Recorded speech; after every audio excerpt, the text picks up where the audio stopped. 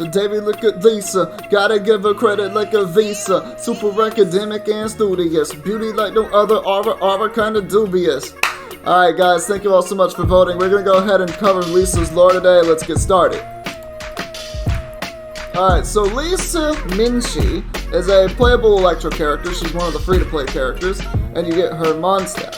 Now, she is a very powerful mage, and she's recognized as Sumeru Academia's most distinguished graduate in 200 years. After graduating, she came to run the library in Mondstadt. And if I have to say anything about Lisa, she's a very beautiful woman, for a lot of reasons. So Lisa is an intellectual witch who can never get enough naps. As the librarian of the Knights of Favonius, Lisa is smart in that she always knows exactly what to do with whatever troubles her. As much as she loves to sleep, she still manages to keep everything under control in a calm and composed manner. So that's one of the things about Lisa that we get introduced to. Her personality goes as such. The languid but knowledgeable librarian of the Knights of Favonius, deemed by Sumeru Academia to be their most distinguished graduate in the past 2 centuries. There you go. So Lisa is one of my favorite characters for a lot of reasons. She's a very proficient witch. She enjoys everything related to the elements and items that would help her understand them. Despite her position as the librarian, Lisa takes it somewhat haphazardly as she appears relatively bored dealing with normal books instead really preferring the ones in the restricted section. She still takes her job serious either way, and she'll personally go out to collect books that are overdue, and man, if she does that, you better pay up or you're gonna get zapped. So yeah, she enjoys being a sadist.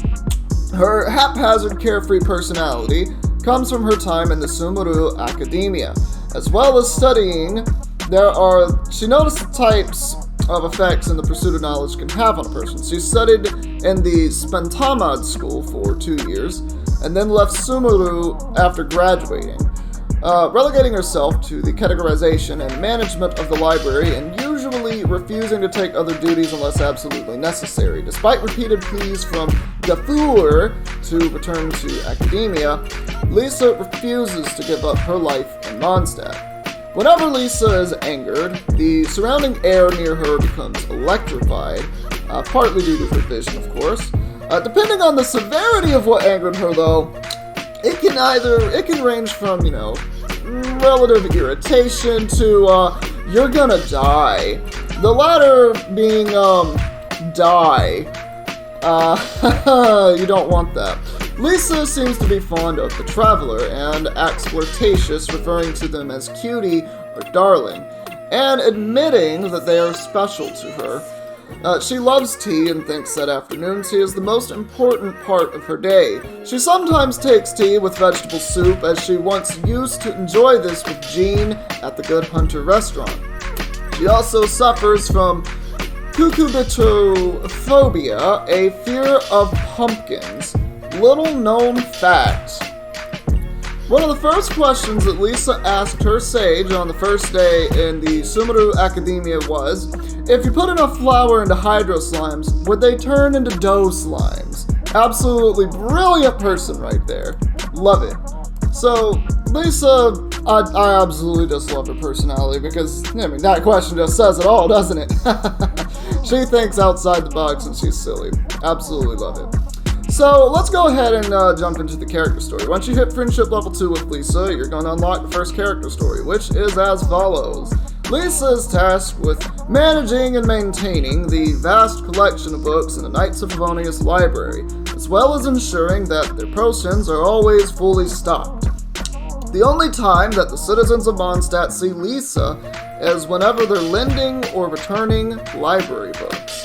In both scenarios, they tend to encounter Lisa sitting at the counter like a languid cat, yawning as she signs books in and out.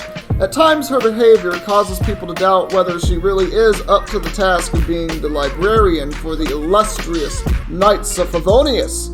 Nevertheless, it appears that she performs every task flawlessly, as her work consistently stands up to scrutiny. So based on this, I would say that Lisa is a little bit lazy, and I can kind of relate to it. I was very good in my academics, but man, was I kind of lazy about it. And it seems like Lisa has that exact talent right there. When you go to Friendship Levels 3, the second character story unlocks. The fact that Cyrus, of the Sumeru Academia, frequently refers to Lisa as their best student in 200 years is all that needs to be said about Lisa's accomplishments and her studies. From outlandish, forbidden knowledge, the handling of elementally infused flora, to the most efficient methods of distilling wine, where there is a body of knowledge, the chances are that Lisa is acquainted with it. This, paired with the ability to explain things clearly and concisely, makes Lisa the sensible person to approach for young knights and alchemists with burning questions. That is, of course, if they go and see her at an acceptable hour. If they see her during unacceptable hours, such as the morning when Lisa is sleeping in, or when she's enjoying her tea, it might be a disaster, as in she unleashes this storm of doom upon them with her electro energy. When you hit Friendship Level 4, the third character story will unlock. When the people meet Lisa for the first time, they often find themselves overawed by the famous alumna of the Sumeru Academia.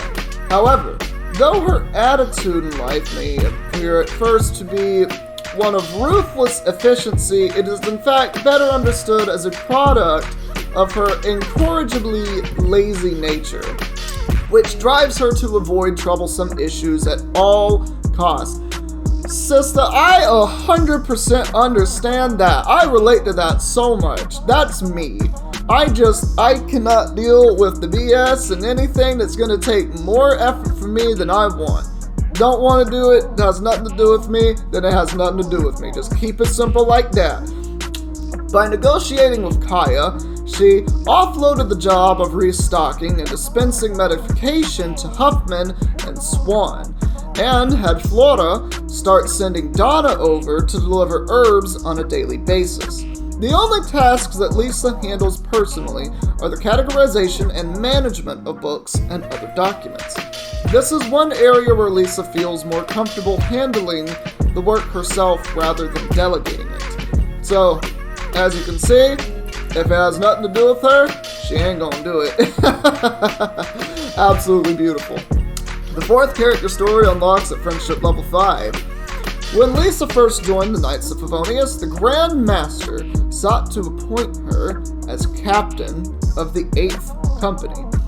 This was much to the consternation of the company's field officer Nymph, who resented the idea of an academic coming in at such a high-ranking position. At Kaya's suggestion, a practice combat session was arranged in which Lisa and Nymph would both display their magical proficiency. Not even 3 minutes into the session, 2 minutes later, Lisa graciously declined the captaincy on the grounds that Nymph manifestly possesses the requisite ability to fulfill the role. For the whole year following that moment in time, the Grand Master received a constant stream of referral letters from Nymph in relation to the captaincy, and the only person ever named in them was Lisa Minchi.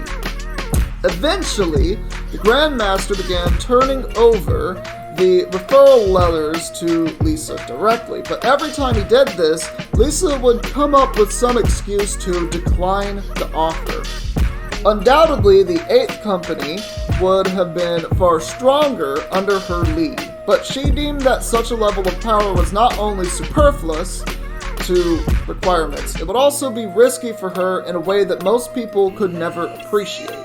To be clear, Lisa is quite confident that she could handle the situation or any situation that comes up. However, additional danger means additional workload, and that is completely unacceptable. Why do more work when you can relax? Lisa's got life figured out, guys. I'm sorry, she's got life figured out. She's doing something that we're not. She's relaxing. She's not on the internet every day scrolling through Twitter and seeing, a bunch of BS that people are just throwing online, whatever, laughing at it, scrolling through TikTok, and just getting our dopamine levels up. She's just relaxing, enjoying tea, reading books. She's having a really good life. There's not a lot of drama in that life. There's really not. She got it all figured out. We could learn from that. So the 5th character story unlocks at friendship level 6. Having personally witnessed the raving mad scholars in the forests of Sumeru and powerful sages sitting underutilized on advisory councils, Lisa realized what uninhibited erudition can really do to a person. It seemed such a high price to pay. How much does one have to sacrifice in order to attain the most profound knowledge of all things? Lisa was put off by this realization, and because of it, she decided to leave Sumeru. Since then, Lisa's always stopped short of taking things too seriously. Before demanding too many miracles from the gods, first consider if you are willing to pay the price they ask. These words she has spoken to just 3 people since arriving in Mondstadt. In each case, it was because she knew it was what they needed to hear. Absolutely. Don't take things too seriously. It's good to take things seriously, yes, but do not take them too seriously. It can really drain on your mental health, and it can kind of cause you to change and become someone you're not, or something that you're not even. It's just really good advice. Like, it's good to have a carefree side of yourself to really just, connect with the world, connect with the people around you, and just be able to enjoy what's around you. Because, life is short. We might live for, you never know how long we're going to live. I guess on average we'll live, about 70, 80 years. I mean, gosh, I feel like I was just a kid in school, just starting kindergarten. That feels like not that long ago. I'm almost 30 now. Like, it's actually a really good piece of advice. Like I said, Lisa's got stuff figured out that we don't. We as human beings are not at the level that Lisa is. Anyway, so we also get another little snippet of Lisa with friendship level 4. The Special Heating Cauldron, which is a purpose-built cauldron made to a design that absolutely nobody in Mondstadt could understand. It features time delay heating, semi-automated ingredient insertion, and temperature regulation functions. So Lisa spent an enormous budget and commandeered the alchemy workshop for 2 full weeks in order to build an extraordinary piece of equipment deemed the Special Heating Cauldron. And she boasts that the cauldron is capable of completing any precision heating task to perfection with a maximum of just 2 pulls of a lever. Her most common application for it is to brew tea and keep it at the optimal temperature while she is managing her books. After all, a relaxing afternoon tea session is by far the most important part of any day, especially for Lisa. Oh my god, I would marry her. I would marry her. She's hitting all the check boxes, guys. Tea, books, relaxing. She hit up check mark. She's got all the best redeeming qualities. It doesn't matter what else there is to her. She's hit all the check boxes. It's a done deal. If only she was real. Maybe AI in the future can make that happen. Well, we'll never know. Let's go ahead and move on to my awkwardness. From my awkwardness, I mean. So we actually get to learn a bit about her vision once we hit friendship level 6. So, as we all know, a vision is a sign from the gods and goddesses. It's a sign that you are chosen to change the world. Or maybe it's just one of the many hoops that you have to jump through on the paths of unearthing the secrets of magecraft. After all, understanding the elements is essential to the study of magic, and practical experience is far more useful. It's a far more useful means of acquiring that understanding than trying to assimilate the knowledge that is held in dusty old books. Ulysses says, "I suppose I shall need a vision then." And just like that, as that thought popped into her mind, she got a vision, just dropped in her hand. With the aid of this vision, Lisa acquired the knowledge that she sought. But she also sensed the deep secret hidden in the shadows of that knowledge. For whatever reason, the gods gave humans the key to changing everything, but they did not explain the cost involved. Lisa grew fearful of the truth. The vision that hung from her neck became to her a bottomless pit filled with sweet delights, lingering at the back of her mind. So from time to time, when somebody whom she finds interesting comes along, Lisa will pass on to them her understanding on all kinds of matters. Perhaps she is secretly hoping that in doing so, one day someone might come along who has the ability to understand the ultimate truth behind visions. That's actually really deep. I had no idea about any of that with Lisa. So you do actually get to see quite a depth to her character. Like, it's not just the lazy librarian who, gets her job done when she needs to get it done.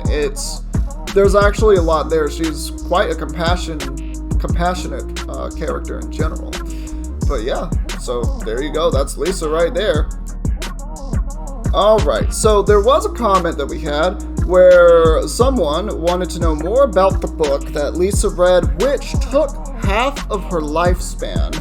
So this is actually more of a theory, but it's actually a pretty solid one, if I have to say. So we know this from a recent interview that MiHoYo gave us about Lisa's backstory. And they said, quoting, "For example, the caster Lisa. She touched a magic book when she was young that gave her most of her powers. However, it cut her life by half, so she only has a few years left to live." That's actually very, very large. And we know that there's a price for a vision because of the 7th and 8th paragraph talking about Lisa's vision once you get to friendship level 6. With the aid of her vision, Lisa acquired the knowledge she sought, but she also sensed the deep secret hidden in the shadows of that knowledge. For whatever reasons, the gods gave humans the key to changing everything, but they did not explain the cost involved. Lisa grew fearful of the truth. So it's implying that Lisa knows that the cost of this is lifespan. And we get a little bit more, information towards this being lifespan because we also get to see this for Fischl specifically. And this is where the theory goes that electrovisions might actually have some kind of price on a person's lifespan. And we know this because of the 11th paragraph of Fischl's character story. The princessin will come to understand someday that each moment of her life, no matter how insignificant their little twists could be, is to be treasured. Which is implying that her lifespan might not be as long as it could be, or should be rather. So there's implications there that we get, that it's not the book that did it, but her vision, because this happened when she was younger and studying in the academia of Sumeru. So we know that Lisa acquired a lot of knowledge in Sumeru, and she read quite a number of books. So it might not have actually been a book. This might have been a tale, or something that she even said to someone else at some point in time. We're not 100% sure, but regardless, this is all that we really know about it. So it could have been a book, but more than likely it was actually her receiving her vision, because we know that it just popped into her hands because she sought it. And it was the vision that gave her knowledge. There's actually a lot more to this theory if you want to read it. Thank you to MaxWeeb22 for actually making this little article. I will have the article linked in the description of the video if you want to check a little bit more of it out. But that's pretty much all we know about that. Well, if you ever wanted to know what other characters have to say about Lisa, well, we've got a long list, so go ahead and strap your seatbelts in and let's go for a ride. So what Albedo has to say is, Lisa, I'm always impressed by the valuable perspectives she brings to discussions, but is a person with her talents satisfied with such a basic occupation as librarian? There must be some hidden reason for this. Sorry to say, Albedo, but the reason's very clear. Why add extra drama into your life when you can just relax and enjoy it? So Amber has two things. So Amber listening to stories. When you have time, you should go see Lisa. The last time I saw her, she was telling me about a story involving a treasure in the Dragon Spine area, but we got cut off before she could finish. I can't wait to hear the rest of her story. Amber also admires Lisa. If Lisa's not sleeping, she'll be reading. I don't know how she does it. I wouldn't be able to sit for that long. Barbara has this to say. I always take good care of Lisa. If she ever wants to become a star, she'll have my unconditional support. I'll cheer at the top of my lungs until my voice goes hoarse. That might scare off their other fans, though. Her other fans. Ara? Kole actually has quite a bit to say as well. So when I ended up in Mondstadt, I said a lot of things to Amber and the others that I shouldn't have. I still feel ashamed whenever I think about it. How could I talk like that to people who were just trying to help me? I shudder to think what they must have thought of me back then. Sorry, maybe we can leave it there for today. If I go any further than that, I'll regret it tomorrow. So that's more about Kole, but with Lisa, after all this time, Lisa still calls me Little Kole when she writes to me. I feel like by now she calls you cutie? Sorry, I don't mean to laugh, but I must say that makes me feel a lot better.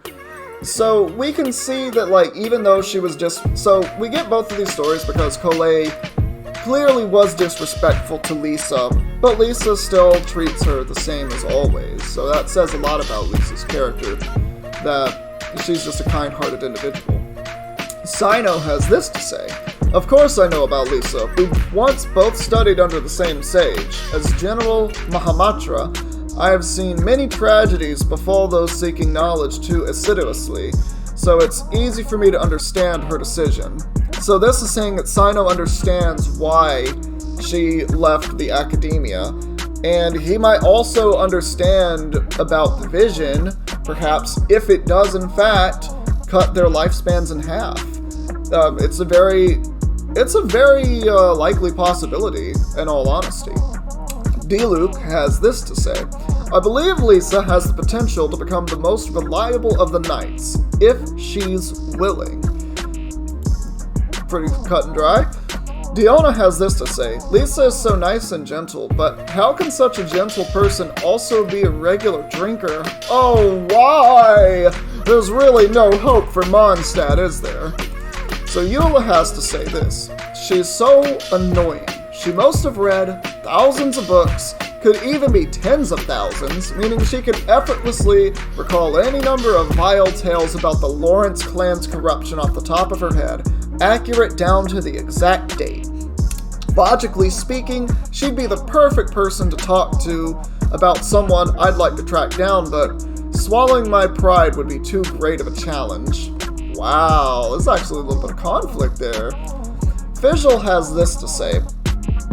The Magus, custodian of books, gatekeeper of universal knowledge, win her trust and one may yet gain access to a vast repository of wisdom. And an Oz has this to say. She means as long as you return your first few library books on time, you'll never have any trouble borrowing a book again. So, Jean has a couple of things. Jean basically just says, whenever Lisa is around, I always have a peace of mind. But when Jean is troubled, if only there was some kind of mysterious potion that could keep me awake forever. I need to have a talk with Lisa tomorrow. You know, wow, if Lisa can brew that kind of thing, you never need 5-hour energy again. You just, one potion, done. Let's also get that Potion Master Roshi drink. Let's just become like, we have eternal life. We can die, but at least we can live forever. There's no such thing as dying to old age. So Kaya has to say, "Oh, Lisa, you'd better not forget to return your books on time. I made that mistake once and boy, she was angry. My arm is still numb from last time." From the last time? We don't know how many years ago that was, meaning Lisa really does have a shocking personality. Klee has this to say, "Lisa's the best. She always sneaks me some treats when I visit her at the workshop. I just remembered if I was going to ask her if I could use the workshop to make some new gunpowder, but I totally forgot." See, the more that I see about these other characters talking about Lisa, some of it is like, and also paired with the other parts of information that we've read through just so far today, I'm getting like grandma vibes from her, just a little bit. Like, she's just polite and nice to everyone until you get on her bad side, and then it's just like, "Boy, you getting whipped today? You better get a 5-second head start. This lightning's coming for your face." That kind of thing, you know? So Layla has this to say, "Oh, I know who you're talking about, Lisa Minchie, the legendary Spantamad prodigy who graduated in just 2 years. If only I had her brains." Huh? You met her in person when you were in Mondstadt? Really? So, what's her studying process like? What books does she read, and what kind of work does she do? Where should I start if I want to learn from her? All Layla would really need to do is just travel to Mondstadt and just talk to Lisa, in all honesty. Lisa would be more than willing to teach, because she likes talking to other people. She likes being, in a relaxed environment. Probably wouldn't want necessarily everything that Layla wants, of course, but, that would probably be the first place to start for her.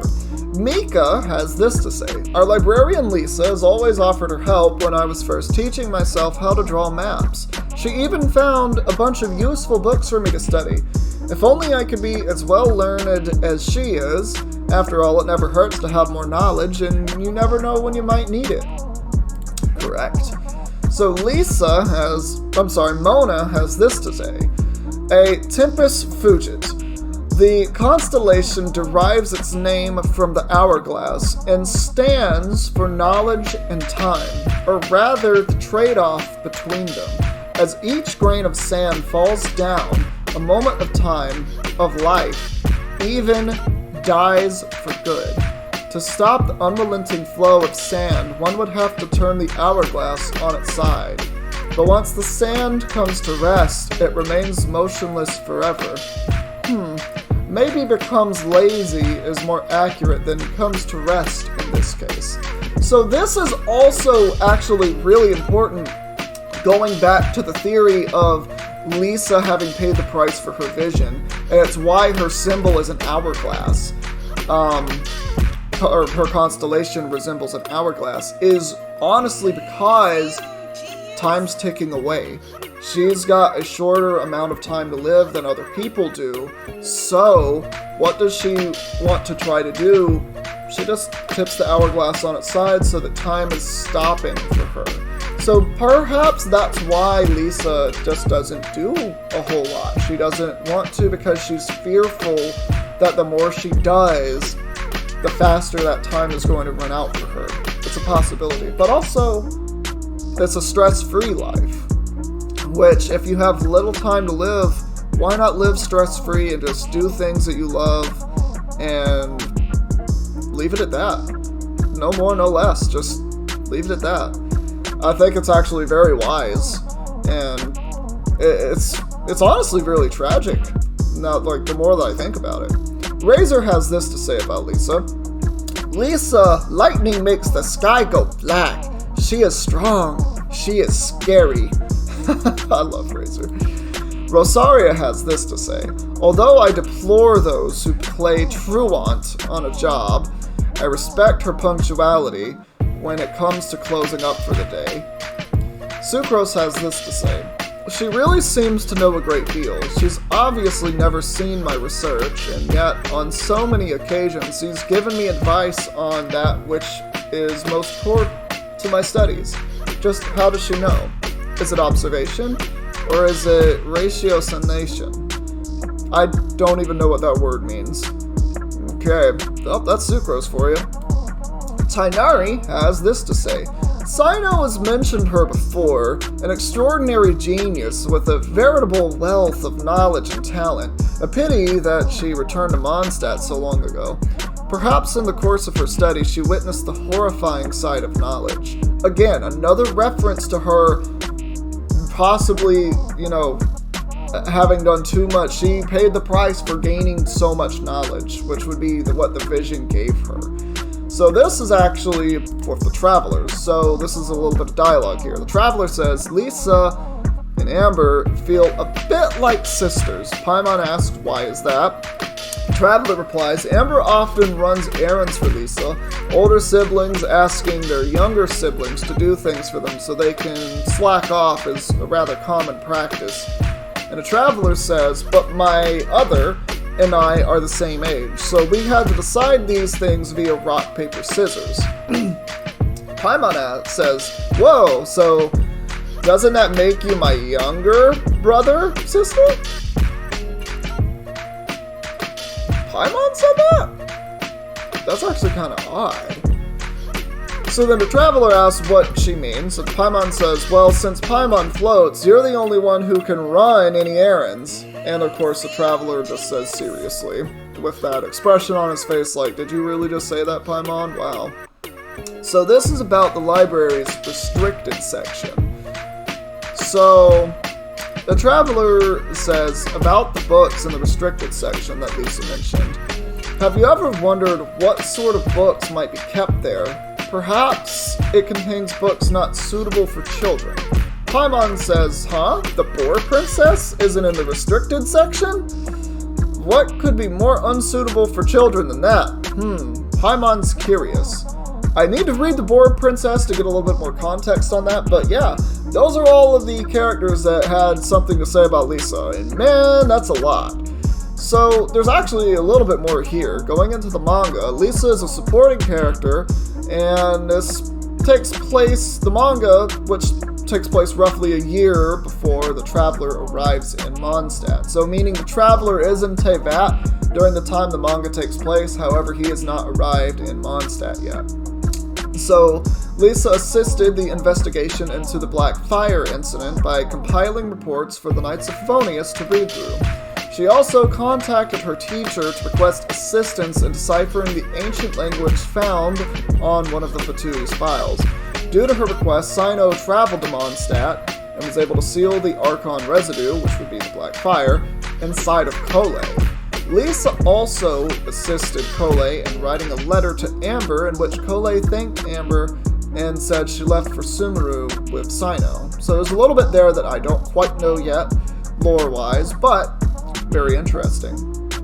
So trivia, we're going to get this, and this will be the last bit of the video. Thank you all so much for watching so far. So Lisa likes using the term cutie as endearment when referring to the Traveler. She taught Razor how to utilize the electro vision that he has, as well as how to make Mondstadt hash browns and speak a human language, being whatever language you have the game in. In her Chinese About Razor line, she calls him, I don't know how to pronounce that, I'm going to think Xiao Lang Lang, which is akin to calling him Little Wolfie. That's so cute. Lisa and Fischl share the same Korean voice actresses, Park Go-woon. I think I pronounced that correctly. I apologize if I did not. Lisa is known by these titles or aliases. By Razor, she is known as Teacher, and she's also known as the Purple Rose. But this is also found in her character title, and it's on her outfit, and it's based on the Sumeru Rose. So, actually, there's an interesting thing. She is mentioned in Furniture. Lisa is mentioned in the descriptions following the Archivist Treasure Trove and Night of the Party Pumpkins. Very interesting. So, yeah, there you go. That's a little bit of the lore of Lisa. Thank you all so much for watching. If you liked it, please hit a like, leave a comment, and subscribe if you want to see videos similar to this one. And we're going to see all of you in the next thing that we do. Take care, everybody.